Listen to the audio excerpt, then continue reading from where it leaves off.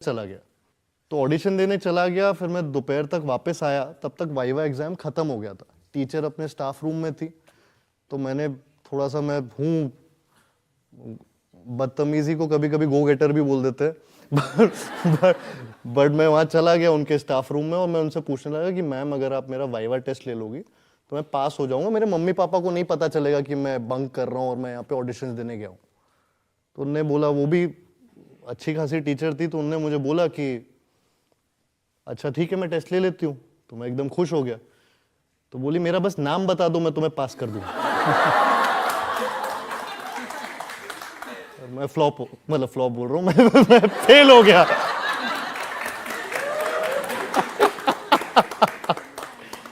Marks नहीं दिए उनने। लेकिन वैसे तो लड़कियों के नाम याद करने में आप काफी तेज हैं।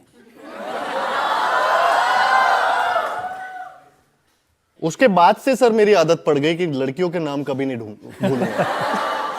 जब आपको फिल्म मिल गई, साइन कर ली, तो आपने अपने उन दोस्तों को जिनके साथ रहते थे, खाते पीते थे, खेलते थे, टाइम बिताते थे, उनको साल भर तक नहीं बताया कि आप जाके एक्टिंग कर रहे हैं?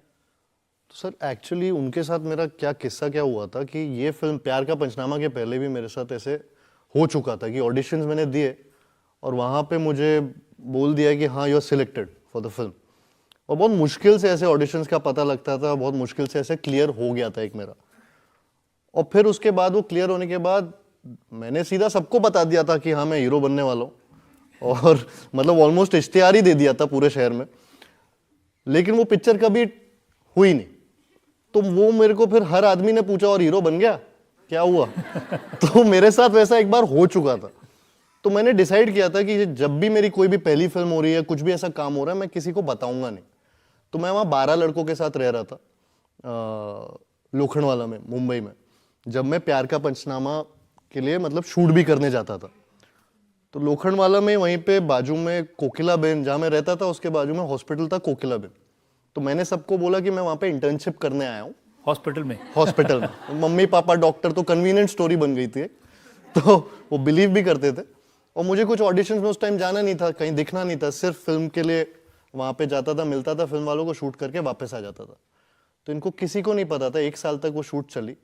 1.5 साल बाद कभी जब ट्रेलर आया, तब मैंने उस दिन उनको बिठाया एक रूम में, ट्रेलर चलाया और दिखाया कि यार मैं एक्टर बनने आया हूँ यहाँ, मैं इंटर्नशिप तो मेरे को नहीं मिल रही।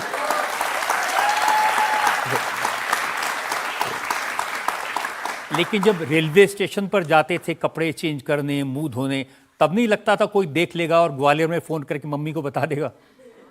तब कोई जानता नहीं था सर, तो सामने मैं चेंज कर लेता था, फेस वॉश यूज करके अपना मुंह धो के ऑडिशन पे चला जाता था मुंबई में। और लोकल ट्रेन में तो बहुत घूमा, क्योंकि मेरा ट्रैवल क्या है, क्योंकि मैं नवी मुंबई में रहता था, जो बेलापुर में, बेलापुर खारगर, वो वहाँ से 2 घंटा दूर है। बैंड्रा, सेंटा क्रूज, यहीं पे मोस्टली ऑडिशंस होते थे अंधेरी में। तो मैं जब वहाँ से निकलता था वो ट्रैवल करके, फिर जब मैं लोकल स्टेशन में उतरता था तो मैं एक चेंज कैरी करता था कि वॉशरूम में चेंज कर लूँगा, फिर वहाँ से फिर जो भी ऑफिस में जाना है कास्टिंग डायरेक्टर के, वहाँ पे पहुँच जाऊँगा, फ्रेश लगूँ थोड़ा सा और हीरो जैसा लगूँ।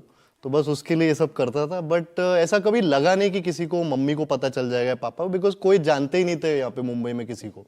तो वो मेरे लिए सीक्रेट रखना बहुत आसान था। तो जब फिल्म मिल गई तब मम्मी को बताया कि नहीं? हाँ सर बताया ना। तब जब तो उनको लगा मैं बेसिकली बीटेक कर रहा हूँ। नहीं, मैं कर रहा था। लेकिन उनको ये बिल्कुल नहीं पता था कि ऑडिशंस दे रहा हूँ या मेरा इंटरेस्ट भी है एक्टिंग की दिशा में। तो मैंने उनको अचानक से एक दिन फोन किया और बोला कि मम्मी, और मैं रोते हुए कॉल किया, क्योंकि पहली बार मेरे लिए ऐसा कुछ हो रहा था मेरी लाइफ में। तो मैंने उनको बताया कि मम्मी ये मेरे को ऐसा क्लियर हो गया, मुझे पता है यहाँ पे फिल्म का हीरो बना रहे मुझे। और बहुत ही इमोशनल सा कॉल था। तो मम्मी डर गई कि ये क्या हो गया, कुछ क्या बोल रहा है मेरा बेटा, वो पढ़ने गया था, ये क्या हो रहा है। तो उनका डर इतना ज्यादा था कि वो अगले दिन मौसी के साथ मेरे प्रोडक्शन हाउस के ऑफिस में डायरेक्टर के सामने बैठी थी और वो मेरा ऑडिशन टेप देख रही थी जिसमें मैं रोमांटिक लाइनें बोल रहा था हीरोइन। तो बड़ा अलग सा सीन था मेरे लिए कि मौसी और मम्मी शॉक्ड थी पहली बार, और मैं भी बहुत शॉक्ड था उनको देख के, दोनों को ऑफिस में। और प्रोड्यूसर सर बैठे, डायरेक्टर लव सर, कुमार मंगत जी, तो हम सब बैठे हुए हैं एक ही रूम में, और उनको बोल रहे हैं कि ये सही ऑफिस है, कुछ गलत नहीं होगा आपके बेटे के साथ। लेकिन इतने धक्के आपको नहीं खाने पड़े जितनी बाकी लोगों को खाने पड़ते हैं। स्टूडेंट थे तभी आपको फिल्म मिल गई, फिर फिल्म चल भी गई, फिर उसका सीक्वल भी मिल गया, फिर जब ये स्वीटी की ट्वीटी बनी तो इससे भी आप सोनू के टीटू की स्वीटी सर।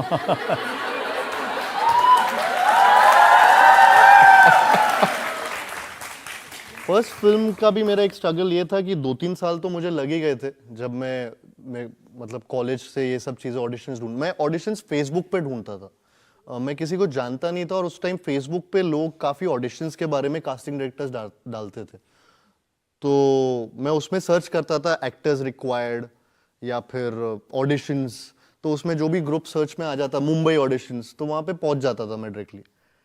अब वो जब ऑडिशंस हो रहे थे, कर रहा था, लेकिन वो कभी भी एक करेक्ट फिल्म का ऑडिशन नहीं मिलता था, या फिर करेक्ट चीज का, मैं मतलब कभी ऐसे क्रैक नहीं हुआ, तो वो 2-2.5 साल उसमें लग गए वो करते करते। और प्यार का पंचनामा का जब ऑडिशन एक फेसबुक पे मुझे ऐसे दिखा था कि we are looking for 6 people, वो नए लोगों को लॉन्च करना चाह रहे थे उस time, and one guy is this, ये उसकी स्पेसिफिकेशन कुछ लिखी थी।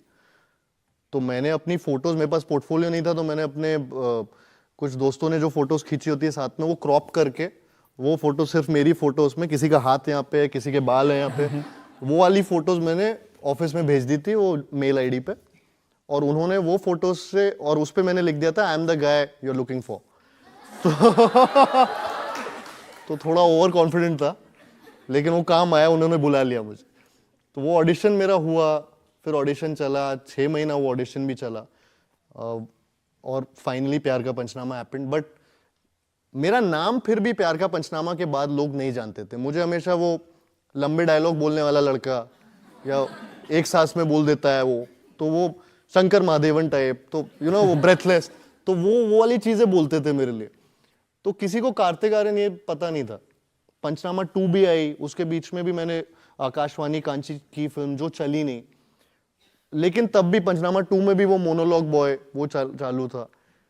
सोनू के टीटू की स्वीटी जब आई, जो एक्चुअली 7-8 साल बाद पहली बार, उसने मेरे को घरों तक पहुंचाया। उस फिल्म से मेरा नाम पहली बार लोगों ने बोला, अरे कार्तिक आर्यन।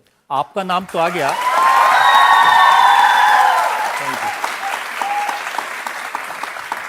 उसमें आपका नाम पता चल गया, लेकिन लोगों को फिल्म का नाम नहीं समझ आया, सोनू के टीटू की ट्वीटी की स्वीटी। सोनू के टीटू की स्वीटी, ये अभी। अब जैसे मैं आपको एक लाइन देता हूं, हाँ सर, आप जैसे बोल सकते हैं सोनू के टीनू की, टीटू टीटू टर्मिनल सर, टीटू की स्वीटी। सोनू के टीटू की स्वीटी। हाँ। अब आपको मैं एक लाइन देता हूं, पीठ ऊंची ऊंट की या पूंछ ऊंची ऊंट की? पीठ क्या है? पीठ ऊंची ऊंट की या पूंछ ऊंची ऊंट की?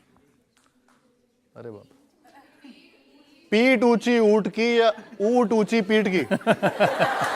सर सेकंड लाइन क्या थी? पीठ ऊंची ऊंट की या पूंछ ऊंची ऊंट की? अच्छा, पीठ ऊंची ऊंट की या पूंछ ऊंची ऊंट की? हाँ, ये करेक्ट है। हाँ। इसको जल्दी जल्दी बोलना है, पीठ ऊंची ऊंट की या पूंछ ऊंची ऊंट की, पीठ ऊंची ऊंट की या पूंछ ऊंची ऊंट की, ऐसे।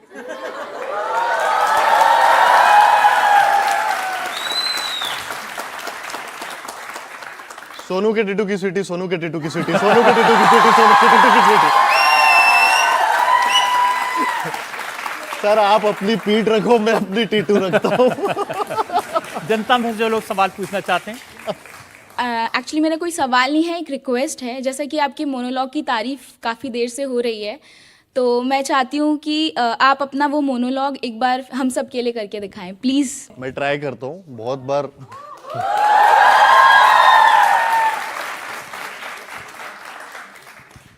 प्रॉब्लम ये है कि वो लड़की है, और क्या प्रॉब्लम है? प्रॉब्लम ये है कि मैं चाहता हूँ मेरी लाइफ में कोई प्रॉब्लम ना हो, लेकिन अगर मेरी लाइफ में कोई प्रॉब्लम ना हो तो ये उसकी लाइफ की सबसे बड़ी प्रॉब्लम है। एंड बुलशिट चीज बड़ी यार, उसे तो सेलिब्रेट करना चाहिए, because isn't this exactly what she wants? Seriously यार, आजकल तो जब वो मुंह खोलती है मन करता है मुंह में कुछ ठूस दूं। Trust me. ट्रस्ट मी 6 महीने में आई हैड इट ऑल, सब देख लिया मैंने। अबे कौन सा प्यार, कैसी रिलेशनशिप, काय की दुनिया। रिलेशनशिप का मतलब होता है 9 टू योर ओन हैप्पीनेस, उसके बाद all you got to worry about is उसकी खुशियां, उसका बर्थडे, उसके कुत्ते का बर्थडे जो कभी तुम्हारा भी नहीं होता। मैं बता रहा हूँ लड़कियों को कोई खुश नहीं रख सकता। हैप्पी हो इज अ मिथ।